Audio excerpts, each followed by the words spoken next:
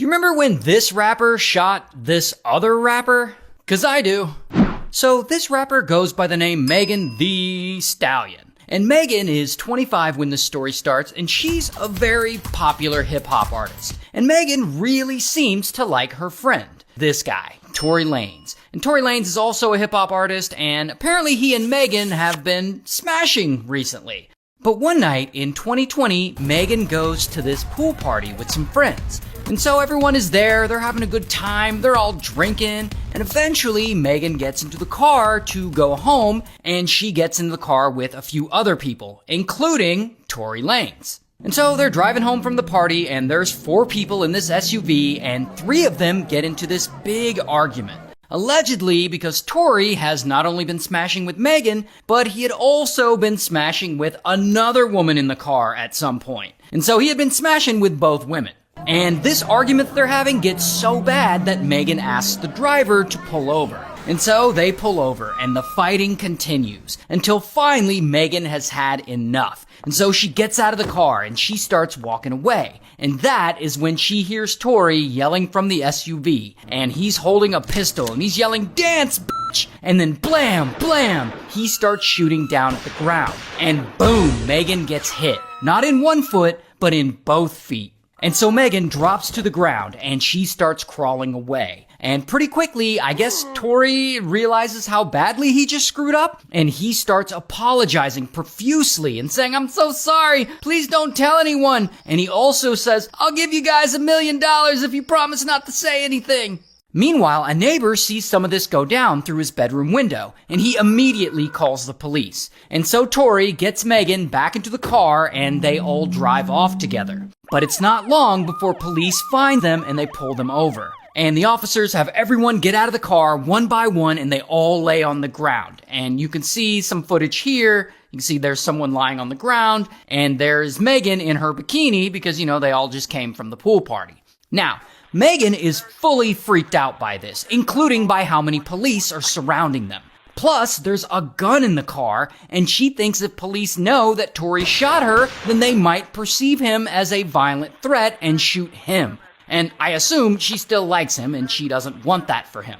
And also, she obviously just doesn't seem to trust the police, whatever her reasons may be. So when the officers detain her, they're like, "Why are your feet bleeding?" And Megan decides to lie, like, I stepped on some broken glass." Then police search the SUV they were in, and they find Tory's pew-pew, and bam, they arrest him for carrying a concealed firearm. Here's his mugshot. Meanwhile, police take Megan straight to the hospital because she's wounded. And while she's there, the medical staff do an x-ray on her feet. And they're like, "Why are there bullet fragments in your feet?" And so now Megan is sort of forced to tell police the truth. That same night, Tory, who is now in jail, he calls up his friend, the other woman who was in the car in the argument, because Tory needs help getting bailed out. But he also uses this as an opportunity to kind of apologize. "I just want you to know, bro, I was just so f***ing drunk, I didn't even know what the f*** was going on, bro. I didn't even know what the f*** was going on." Now, these guys are very well-known rappers, so at this point, the news media is all over this story, and they're reporting on it, but no one knows what to make of it because Megan said she cut her foot on some glass. But then, shit gets even more out of control for them. Because of course, the internet, being ever so skeptical about everything, they don't buy Megan's story at all. I mean, Tory is in jail, so they know something is up. And so they start putting pressure on her to stop lying. And then a few days later, Megan kind of comes clean in an Instagram post saying, "On Sunday morning, I suffered gunshot wounds as a result of a crime that was committed against me and done with the intention to physically harm me." So she tells the truth about being shot, but she still must care about Tory a lot because she still doesn't mention that it was him who shot her. However, fans are starting to piece it all together, and the internet does what it does best. It makes a total mockery out of the situation, and Megan starts to get a lot of ridicule from people because they think she's lying. And so finally, Megan decides to set the record straight. She goes on Instagram Live and she outright names Tory as the man who shot her. "I'm not gonna let y'all keep playing in my face, and I'm not gonna let this nigga keep playing in my face either. So, since y'all hoes so worried about it, yes, this nigga Tory shot me. You shot me. And you got your publicists and your people going to these blogs lying and shit. Now, Tory, who I guess is out on bail now, he sees this post and he's now catching a lot of heat, and he feels like he has to get on Instagram himself and respond, and he basically says Megan's a liar. She knows what happened, I know what happened, and we know that what you're saying and what the alleged things and the alleged accusations of my name is are not true. It's falsified information, it's false information, and it's not accurate information. Now, from here, Megan and Tory take turns jabbing at one another. Tory releases a diss track where the lyrics say, "How the fuck you get shot in your foot and you don't hit no bones or tendons?" While Megan responds with a sign behind her during her SNL performance that reads, "Protect black women." Then she releases her own diss track where she says, "Imagine lying about shooting a real bitch." Now, in the middle of all this, the Los Angeles District Attorney officially presses charges against Tory for shooting Megan, while Megan goes on to do some interviews about it. And in one particular CBS interview, she is asked if she and Tory were smashing. Did you have an intimate relationship with him? Like sexual? Yeah. Megan, did you have a sexual relationship with Tory Lanez? Yes, that's my question. I didn't have a sexual relationship with Tory. Now, you already know she and Tory actually were smashing in the past, but why she chose to lie about it in this interview is unclear. Maybe she's embarrassed, maybe it's none of our business, but she did lie in the interview. She later admitted that she lied, by the way. I'm not just randomly calling her a liar. This is her words, what she admitted to. But anyway, that is where this guy comes in. Fellow rapper 50 Cent. And so 50 Cent, he's watching this interview and he doesn't believe her when she says she didn't sleep with Tory Lanez. So I guess from there, since she lied about that, he assumes she lied about all of it, like the shooting and everything. And so he starts posting about it on Instagram. Like he posts this meme of her morphing into Juicy Smollett. And from here, the attacks on her only get worse. Other rappers like Chris Brown and Kanye and Drake are all backing Tory. And DaBaby and 21 Savage and Drake, they all reference the Megan Tory incident in their lyrics. Drake raps about it in one of his songs. He says, "This bitch lie about getting shot, but she's still a stallion." Anyway, to this day, a lot of people think Tory didn't actually really shoot her, which he still claims that he never did. Regardless, in 2022, Tory finally goes to trial and he's found guilty and he gets sentenced to 10 years in prison.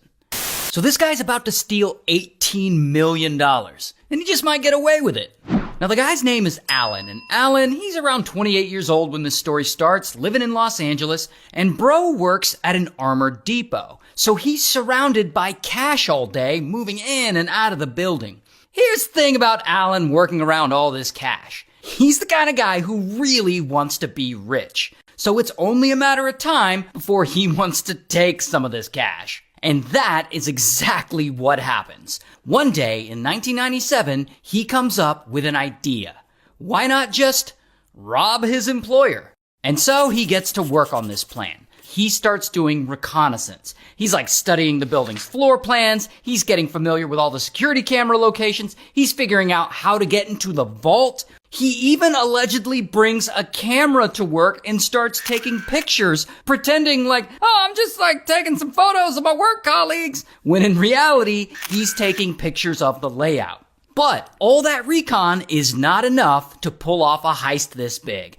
Alan knows that he can't do this alone, so he recruits 5 of his friends to go along with him. And this operation is so ragtag, so low budget, he literally meets up with these 5 friends in a parking lot and he draws a diagram of the whole facility on the pavement using street chalk. You guys enter through this door and I'll enter through this door. It's crazy. But whatever. Now the plan is all coming together. And they set an official date that this is all gonna go down. In the meantime, Alan is still working at this job at the armored depot. And he's getting up and he's going to work every day and he's just acting normal, trying not to make anyone suspicious. But as the date gets closer to heist day, something unexpected happens. One day, boom, he gets fired. Allegedly, he was playing a prank on his coworker and like messing with some of his work vehicle or something. I'm not really sure if that's true. Regardless, he gets fired. Now, this screws his whole robbery plan all up. Part of his plan was to use his set of company keys to get through some of the doors of the building. But now that he's fired, he's expected to turn those keys in right away. So how's he gonna get into the building now? Well, bro is not gonna give up quite yet. He's still determined to rob this place and to get rich. So he comes up with a slightly different plan. Instead of turning those company keys in right away, he hangs onto them for an extra day or so, and he moves the date of the robbery forward. He's like, guys, we need to pull off this heist tomorrow. And so tomorrow comes, and he and his crew, they get together. And I gotta say, for just a gang of regular dudes, they've actually got all this planned out pretty well. I mean, keep in mind that none of them have ever been in trouble with the law before. Like, this heist is actually their first attempt at crime. And so anyway, first, they go to a big house party in Long Beach. And they're there and they're hanging out, they're talking to people, socializing. They're trying to make sure people see them there because they're trying to establish an alibi. And after they're there for a few hours, they slip away from the party one by one. And they all put on black clothes and ski masks, and they grab their weapons, and they all get into a U-Haul truck that they had rented. Then they head over to the armored depot. Once they get there, Alan uses his key to get into the building. Now, I told you they got all this planned out pretty well. Alan actually made sure to time all this so that they would be breaking into the place around the same time all the employees there are taking a meal break so that all the workers are in the cafeteria at the same time. That way they won't have to like hunt them all down one by one. And so this is where shit really goes down. Because then, boom, Alan and his goons bust into the cafeteria and they're like, this is a robbery! Nobody fucking move! And they get all of the employees to lie down on the floor and they duct tape their hands and their feet. Then Alan finds the supervisor and he takes that supervisor's set of keys, which open the main vault. So then he goes and he opens the vault and he and the goons, they start taking the cash out and they load it into the U-Haul. These guys fill this truck with $18.9 million worth of cash, which in today's dollars, it's about $38 million. Damn. Once they're done, just to be cautious, they smash all the security cameras and they steal the tapes that have the evidence recorded on them. Then they all get in the U-Haul and they leave. These guys got the whole heist done in about 30 minutes, that's not bad for a bunch of amateurs. However, they're not quite done yet, because then they go back to an apartment, they change back into their normal non-robbery clothes, and they go back to that big house party where they were at earlier, and they start hanging out to make it look like, yo, we never left, which is actually pretty smart, to solidify their alibi. Meanwhile, the employees back at the armored depot, they're eventually able to free themselves and call the police. And so police come and they investigate. And after looking it all over, they're pretty sure this was an inside job. It was just too sophisticated and the robbers were way too knowledgeable of the layout of this place for it not to be an employee or a former employee. Not only that, one of the employees who was tied up during the robbery, he apparently recognized Alan's voice and he suspects that he might be involved. So now police are looking into Alan. And they start monitoring him to see if he or any of his friends start flashing money around like an idiot. But here's the thing. Alan and his goons don't flash a bunch of money around. They barely spend any of it right away. Instead, they just wait. They wait for it all to blow over. And 6 months go by. And now they finally feel like it's safe to start spending and laundering the $18.9 million they got. And like some of them are buying homes at foreclosures and then renting them out. They're buying cars, but used cars, and they're buying them with cash. They even set up fake companies to run the money through. I'm telling you, for a bunch of amateurs, these guys are actually pretty smart. And it looks like they might even get away with this. Until 2 years go by. And all these guys are still in the clear, and they've each got a cut of their money, and none of them have been arrested. No one is really being investigated at this point because police don't have any real evidence against any of them. But then one of the goons finally screws up Because one day he's buying some real estate to use in his money laundering scheme, and of course he's paying for it with cash. And so he's there at the real estate office or whatever, and he hands over a bunch of money to the real estate agent. Then he leaves. And so the real estate agent is counting this money, and he gets to one of the stacks of cash, and he sees that it still has the paper wrapper around the middle that says Dunbar Armored on it, which is the name of the armored depot that Alan and his goons robbed. And so this real estate agent calls the police, and he reports it. And so, bam, police go and they arrest the goon. Now this goon, he immediately flips on everyone, and so, bam, they arrest Alan. Here's his mugshot. And also, they arrest the other goons. Here's a bunch of their mugshots. And Alan gets sentenced to 24 years in prison. One of the goons gets sentenced to 17 years in prison, while the rest of the goons, they got between 8 and 10 years in prison. So this middle-aged dad is about to have an online affair with an 18-year-old girl. So the dad's name is Thomas, and Thomas is 46 when this story starts, living in New York. And Thomas, he's a regular guy. He works in a factory, he's married, has 2 kids. But Thomas also has a problem. He's really bored with this regular life he lives. Not only that, he's having problems in his marriage because he can no longer get a Woody. So I'm just saying, he's not doing well. But one day in 2005, all that changes. Because one of his coworkers at the factory, this guy, Brian is like, hey, there's this website where me and some of the other guys from work play poker together. You should come play with us. And Thomas is like, all right. So he starts playing online poker with his coworkers and other people in a little game room, I guess you'd call it. And in that room, he ends up meeting this girl, Jessie. But her username is Tall Hot Blonde. And so he starts messaging with her privately, and he's like, are you really tall and hot and blonde? And she sends him photos of herself, and here is an actual photo of her next to her mom. And here's another photo of her. And despite the fact that he's 28 years older than she is, and he's married, Thomas thinks Jessie is fine. And you know, Thomas, he doesn't want to tell her that he's some married middle-aged dad, so he starts lying to her. He's like, I'm 18 too, and I'm a Marine. In fact, his username is actually Marine Sniper. He was in the military in the past, but he's never really been a sniper. Regardless, Jessie thinks all that is kind of fine. And she's like, oh, do you have big shoulders? I like big shoulders. And Thomas is like, yeah, I do got big shoulders. And Thomas, he goes on to catfish her and create an entirely false version of himself, telling her he's a tall, tough, muscular Marine guy. And he sends her a picture of himself when he was young, and this is actually the picture, but he's not telling her that this picture is really from 30 years ago. And so Jessie believes him, and the two of them, they hit it off and they start flirting. Then they start sending spicy messages to one another, and soon enough, they're saying, I love you to each other.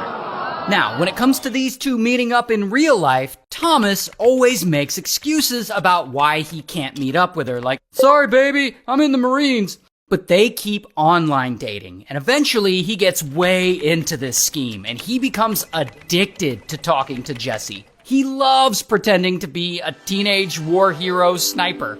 He even proposes to her online, and she says yes. Like, what? Anyway, some time passes, and we're now in 2006. And at this point, Thomas's wife, because remember, he's married, Thomas's wife is starting to notice that he spends a lot of time on the computer. And she starts getting suspicious, like, who are you talking to online? And he's like, oh, just the guys from work. And I guess she believes him, so he just keeps going. Now, he knows he can never actually meet up with Jessie because then she'll see that he's a middle-aged dad and she'll know he's a fraud and his catfish relationship will end. So he just keeps going, thinking, I'll have fun with this and nothing bad will ever come from it.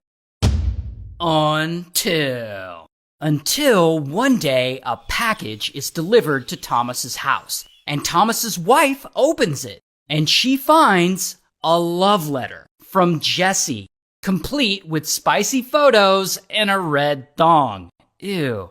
And of course, Thomas's wife is shocked and disgusted. Not only is her husband having an affair, He's doing it with an 18-year-old girl. And on top of that, he's lying to her about who he is. This guy ain't no sniper. Now, Thomas's wife, she's mad, but she doesn't want to kick her husband out of the house. I mean, they have kids together. But she does want to break up his affair. So she writes a letter to Jesse saying, you know, the guy that you're writing is actually my husband and he's taking advantage of you. He's lying. And then she includes this photo of their family. And there is the real Thomas. He doesn't look like a Marine sniper at all, does he? So when Jessie gets this letter, she is shocked and she's hurt. Like, how could he do this to her? How could a person on the internet tell complete lies like this? Was none of what he told her true? She wants to know the truth, and she comes up with a plan of how to find out. She remembers the username of one of Thomas's coworkers that they used to play online poker with. That guy, Brian, that I mentioned. So she messages Brian and she's like, is Thomas really 46 years old and married? And Brian's like, yeah. And you know, he's a nice guy, so he feels bad for her, so he consoles her and they keep talking. And they have quite a few conversations and pretty soon they become friends. And Brian, he's 22, so he's much closer to her age. And so soon enough, bam, they start flirting and they start sending dirty messages to each other. And Brian starts to really like Jessie. However, what Brian doesn't know is that Jessie is still mad at Thomas for lying to her. And her entire plan is to use Brian to get back at him. And so Jessie manipulates Brian into messing with Thomas. Like Brian goes to work at the factory and he tells all of Thomas's coworkers about how he catfished a girl on the internet claiming to be an 18-year-old sniper. And of course, Thomas is humiliated by this. Not only that, in the online game room on the poker site, Jessie and Brian are flirting right in front of him. And this pisses Thomas off real bad. Jessie was supposed to be his girl. So Thomas hits up Jessie and he's like, what are you doing? And Jessie's like, Brian's close to my age and I love him. And to really rub it in his face, she reveals that she's been sending Brian spicy photos. And this is where Thomas finally just loses it. And he vows that he's gonna get rid of Brian for good. And so he gets his rifle and he shows up to the factory where they work. And as Brian is leaving the building and he gets in his truck, Thomas approaches him and he points his rifle at him and blam, blam, blam. He unalives him right there in his truck. Then Thomas goes to his wife and he begs her, if the police ask, tell them that I was home all night. He's trying to create an alibi for himself. But wife is apparently still mad at him for cheating. And so she's like, nah. And she goes and she tells police, actually officers, as a matter of fact, he wasn't home that night. And so, bam, they arrest Thomas. Here's his mugshot. Okay, but here's where the story gets really crazy. While police are interrogating Thomas about all this stuff that happened, they drop a bomb on him. They put a picture of Jessie in front of him. This picture. And Thomas is like, yeah, this is the girl I've been talking to online. And police are like, no, this is who you've been talking to online. Because it turns out that Jessie isn't Jessie at all. She was also a catfish. Thomas had never been talking to the real Jessie. He was talking to Jessie's mom the whole time, a 46-year-old mother and wife. The real Jessie, the real 18-year-old girl, had no idea that her mom was pretending to be her the whole time. Not only that, her mom had been secretly taking pictures of her, sometimes including things like pictures taken up Jessie's skirt, and she'd send them to creepy guys online that she had met, and she would pretend to be her own daughter and have like spicy conversations with those guys. How fucked up is that? So Thomas was catfishing her while she was also catfishing Thomas. Brian was actually the only one of them who was telling the truth. So anyway, Thomas, he takes a plea deal and he gets 20 years in prison, while Jessie's mom, she gets no prison time because, catfishing's not actually illegal.